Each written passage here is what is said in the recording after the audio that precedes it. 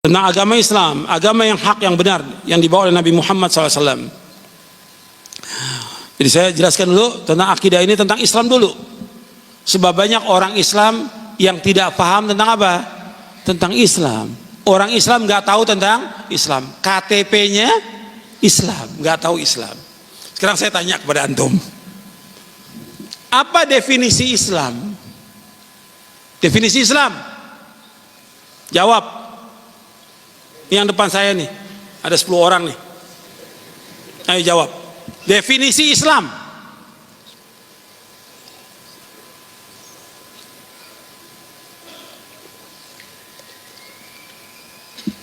Jangan-jangan ketua majelis taklimnya juga nggak tahu definisi Islam itu apa. Musibah ada. Definisi Islam itu apa? Allahumma sholli wa sallim wa barik Nabi. Masa nggak tahu? Nah, coba.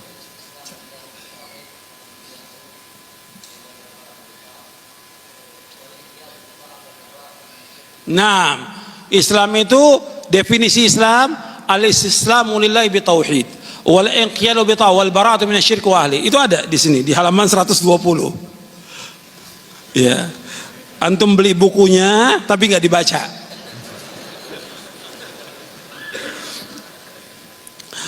Definisi Islam al-istislamu lillahi bitauhid, al-istislamu lillahi bitauhid wal inqiyadu lahu bita'ah wal bara'atu minasyirki wa ahli. Islam itu menyerah diri kepada Allah dengan tauhid, menyerahkan diri dengan totalitas kepada Allah dengan tauhid. Wal inqiyadu lahu bita'ah, tunduk dan patuh kepada Allah dengan ketaatan. Yang ketiga, berlepas diri kesyirikan dan orang berbuat syirik. Berlepas diri dari kesyirikan. Ini yang pertama. Kedua, masuk dalam ayat yang pertama tadi saya bawakan, ani'budullah. Yang kedua, yang bara masuk wajnaibu at-taghut. Islam itu yaitu berserah diri kepada Allah dengan tauhid. Berserah diri aja tanpa tauhid nggak ada artinya. Agama Islam tanpa tauhid nggak ada artinya. Perkumpulan persaudaraan tanpa tauhid nggak ada artinya. Semua ibadah tanpa tauhid nggak ada artinya. Yang penting tauhid kepada Allah Taala. Semua nabi, semua rasul alaihi mendakwakan dakwah tauhid.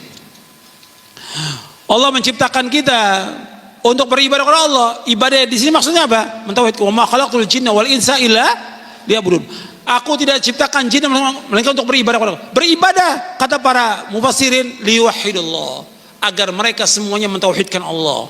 Itu yang pokok. Allah menciptakan semua yang ada agar semuanya mentauhidkan Allah, mengikhlaskan ibadah hanya kepada Allah. Fa'budillah mukhlishan lahuddin, beribadah dengan ikhlas mata agama. Jadi Islam itu berserah diri kepada Allah dengan tauhid. Tanpa tauhid gak ada arti apa-apa. Kalau orang berbuat syirik gak ada arti apa-apa. Syirik itu, saya mau tanya kepada antum, syirik itu membatalkan amal atau tidak? Saya ulangi pertanyaannya. Syirik, maksud saya syirik besar, membatalkan amal atau tidak? Amal itu atau semua amal? Dalilnya? Dalil? Iya. Bukan, menghapuskan amal. Kalau itu Allah nggak akan mengampuni dosanya. Nah, saya bawakan yang pertama tadi dulu, bahwa syirik itu dosa besar yang paling besar. Makanya dosa syirik itu nggak diampuni oleh Allah, kecuali kalau orang itu taubat sebelum dia matinya. Dia masih hidup nih, taubat diterima taubatnya. Innallaha la yaghfiru ayyushraka bihi wa yaghfiru ma duna dzalika liman yasha. Allah nggak mengampuni dosa yang berbuat syirik. Allah mengampuni dosa selain itu bagi siapa yang Allah kehendaki. Yang kedua tadi pertanyaan saya, kalau dia berbuat syirik seperti menyembah kubur, meminta kepada orang yang sudah mati, beribadah kepada batu, percaya dan menggantungkan hatinya dan dirinya kepada jimat-jimat, kepada keris, kepada pusaka sakti, dia menggantungkan bahwa dia yang menyelamatkan dan menghilangkan bahaya, atau kepada Nyai Roro Kidul atau yang lainnya. Ini perbuatan syirkun akbar. Contohnya masih banyak, ribuan ya contoh syirik. Ini sebagian kecil saya sebutkan tadi. Kalau dia berbuat syirik demikian, maka seluruh amalnya akan hapus. Allah berfirman dalam surah Az-Zumar surah 39 ayat 65. Allah berfirman, la in asyrakta la yahbatanna amaluka wa la takunanna minal khasirin. Seandainya engkau berbuat syirik, akan hapus seluruh amal kamu dan engkau termasuk orang-orang yang merugi. Kalau syirik, hapus semuanya. Itu kepada siapa? Firman Allah pada siapa? Kepada Nabi Muhammad SAW. Satu, kalau Nabi berbuat syirik, semua amalnya hapus. Sekarang kepada nabi-nabi, saya sebutkan, kalau seandainya nabi-nabi semuanya berbuat syirik, semua amalnya dihapuskan oleh Allah. Antum lihat dalam surah Al-An'am. Kalau tadi kepada Nabi Muhammad surah Az-Zumar, sekarang nabi-nabi yang Allah sebutkan, nabi-nabi, antum lihat di surah Al-An'am.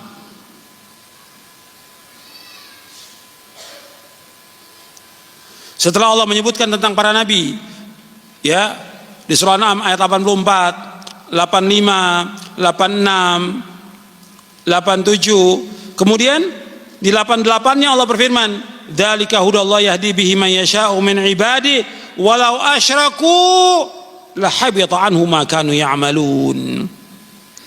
Demikianlah petunjuk Allah yang Allah tunjuki siapa yang Allah kehendaki dari hamba-hambanya. Seandainya mereka semua nabi-nabi berbuat syirik, seandainya semuanya, maka Allah hapuskan semuanya amal mereka.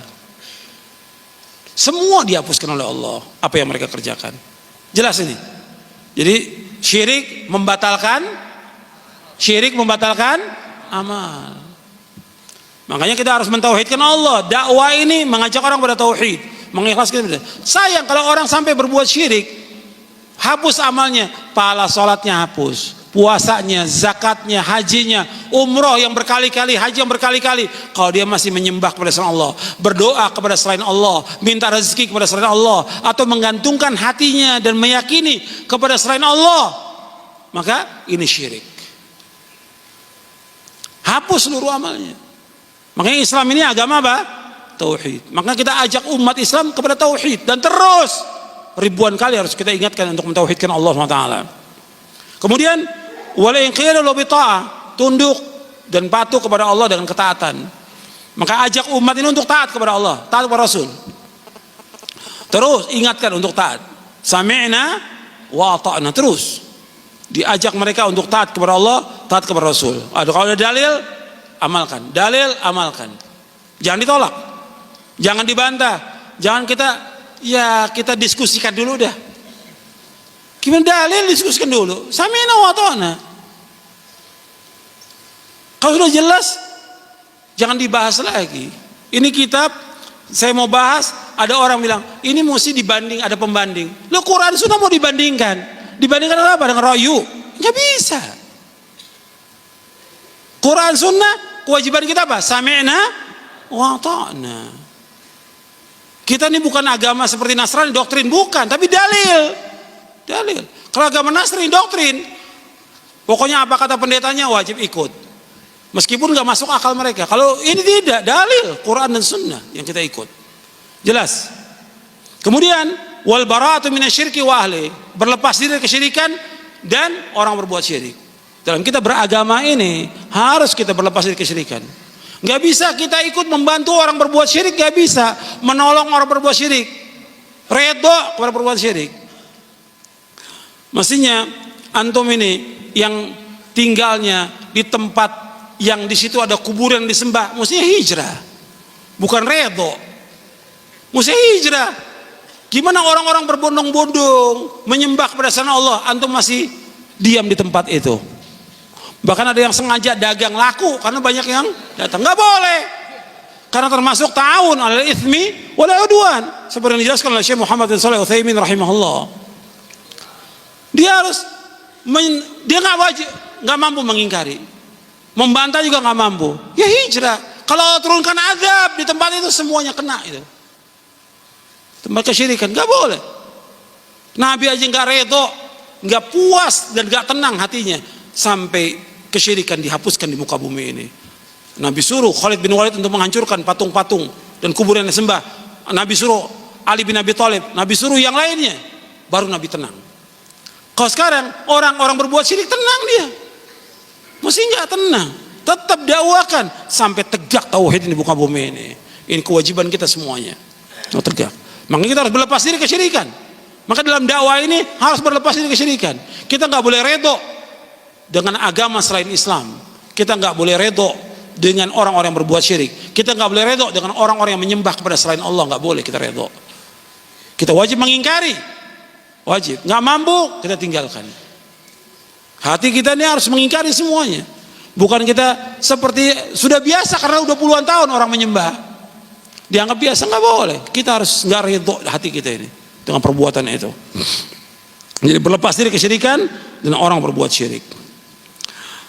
Ini tentang Islam, satu-satunya agama yang hak. Selain Islam nggak akan diterima oleh Allah. Harus yakin itu.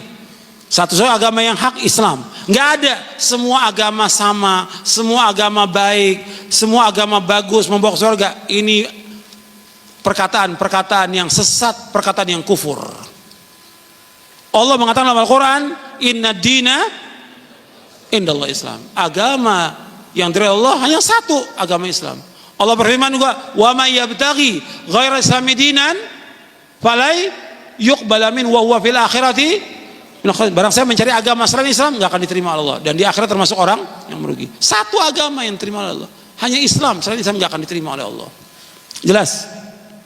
Kemudian yang perlu lagi antum ingat bahwa agama Islam ini mengajak kepada semuanya, mengajak kepada tauhid, melarang berbuat syirik. Antum lihat di halaman 125, halaman 126. Islam memerintahkan berbuat jujur, melarang berkata dan bersikap bohong, nggak boleh bohong. Islam menghancurkan berbuat adil, melarang bersikap zalim. Islam memerintahkan bersikap amanah, melarang khianat. Ini harus amanah kita, jangan khianat. Semuanya bentuknya amanah, semuanya. Agama ini semuanya adalah amanah yang Allah tawarkan kepada langit, bumi, dan gunung, semuanya diserahkan kepada manusia. Agama ini kita wajib untuk melaksanakan agama ini amanah.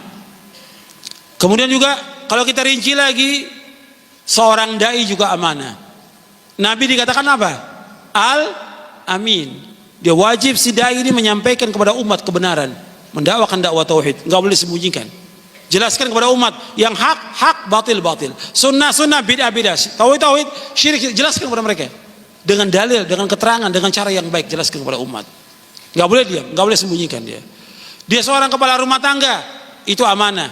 Dia ajak istrinya ke sorga, dia ajak anaknya ke sorga. Diajarkan Islam yang benar, ajarkan adab yang benar, wajib dia. Kalau enggak, ditanya oleh Allah pada hari kiamat nanti. Kita sebagai pimpinan di perusahaan, ini amanah.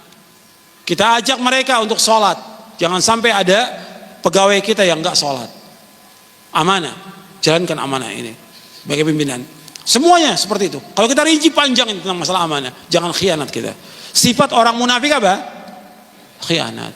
Masalah uang yang Allah titip, masalah orang menitipkan barang pada kita, uang amanah, jangan khianat.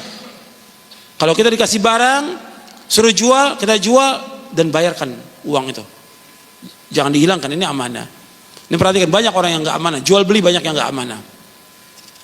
Utang begitu juga, banyak orang yang utang nggak bayar, ini nggak amanah orang ini, khianat. Perhatikan itu. Kemudian Islam memerintahkan untuk menepati janji, melarang ingkar janji.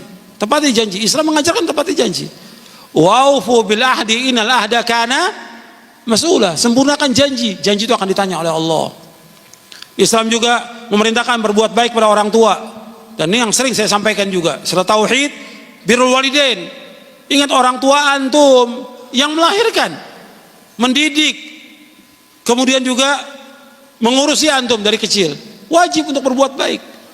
Ayat Allah sebutkan tentang tauhid, melarang syirik, berbuat baik pada orang. Wa'budullaha wa la tusyriku bihi syai'an wa bil walidaini ihsana. Hendaklah beribadah kepada Allah, tidak boleh berbuat syirik, berbuat baik pada orang tua. Ini penting ini. Maka dakwah kita terus saya ingatkan tentang birrul walidain. Ada saya tulis buku tentang birrul walidain, berbakti pada orang tua. Sebab ada anak-anak muda yang memang dia ngaji tapi kurang ajar, nggak boleh. Berarti nggak ada manfaat pengajiannya itu. Bahkan ada ustadz kurang ajar pada orang tuanya. Ini ustadz nggak benar ini. Kalau dia seorang dai, mesti dia berbakti pada orang, jadi contoh buat orang lain. Bagaimana adabnya pada orang tua, perkataannya mulia, akhlaknya baik kepada orang tua, mesti begitu. Kalau dia sudah nggak baik, nggak ada manfaatnya ilmunya, nggak ada manfaatnya. Dia dakwah. Jadi harus kita ini ngaji, harus terus berbuat baik pada orang tua. Meskipun orang tua kita dia berbuat beda, dia belum ngerti. Puluhan tahun dia berbuat beda, belum ngerti. Perlu pelan-pelan. Doakan dia agar dapat hidayah. Tapi tetap wajib kita berbuat baik. Tapi kita nggak boleh taat dalam perbuatan syirik, nggak boleh taat dalam perbuatan beda, nggak boleh taat dalam perbuatan maksiat. Ketika berbuat maksiat kepada Allah nggak boleh kita taat. Kemudian juga Islam menjaga agama, nggak boleh orang itu murtad dari agama. Islam menjaga jiwa, nggak boleh menumpahkan darah dalam agama ini. Jadi kalau ada orang yang ngebom menamakan Islam, merusak, ini bukan dari Islam. Islam nggak pernah mengajarkan begitu. Ini orang-orang yang merusak di muka bumi. Ini orang-orang penjahat, bukan orang Islam yang sebenarnya. Kalau dia Islam, mesti membawa kepada apa? Kedamaian. Kedamaian, ketentraman kepada orang, nggak mengganggu orang lain. Sekarang banyak orang ngelempar bom, ngerusak. Ini bukan dari Islam. Membunuh seorang Muslim, dosanya besar atau tidak? Besar. Ancamannya neraka, dimarahi, Allah murka kepadanya, Allah melaknat, Allah berikan siksa yang besar pada orang-orang yang membunuh seorang Muslim. Berat hukumannya. Islam menjaga jiwa. Islam juga menjaga akal. Maka Islam mengharamkan minuman yang memabukkan. Islam mengharamkan khamr, narkoba, rokok, itu haram itu. Ingat tuh, rokok haram. Jangan ngerokok lagi. Berhenti mulai sekarang. Nggak boleh. Haram. Islam juga menjaga harta. Tunaikan harta itu, amanah. Jangan kita khianat. Jaga harta manusia. Islam juga menjaga nasab keturunan. Maka Islam mengharamkan zina dan jalan yang membawa kepada perzinaan. Islam juga menjaga kehormatan dan yang lainnya. Dalilnya Nabi bersabda, "Fa inna dima'akum wa amwalakum wa aradakum bainakum haramun ka hurmati yaumikum hadza fi syahrikum hadza fi baladikum hadza liyuballighi syahidul ghaib." Sesungguhnya darah kalian, harta kalian, kehormatan kalian di antara kalian haram sebagaimana haramnya hari ini, bulan ini dan di negeri ini. Hendaklah yang hadir menyampaikan kepada yang tidak hadir. Nabi juga bersabda sallallahu alaihi wasallam, "La zawalu dunya ahwanu 'indallahi min qatli rajulin muslim." Hancurnya dunia ini lebih ringan di sisi Allah daripada terbunuhnya seorang muslim. Artinya dunia hancur itu lebih ringan dosanya dibandingkan apa? Terbunuhnya seorang muslim. Dosa besar orang membunuh seorang muslim itu. Saya pikir cukup sampai di sini. Mudah-mudahan yang kita kaji bermanfaat.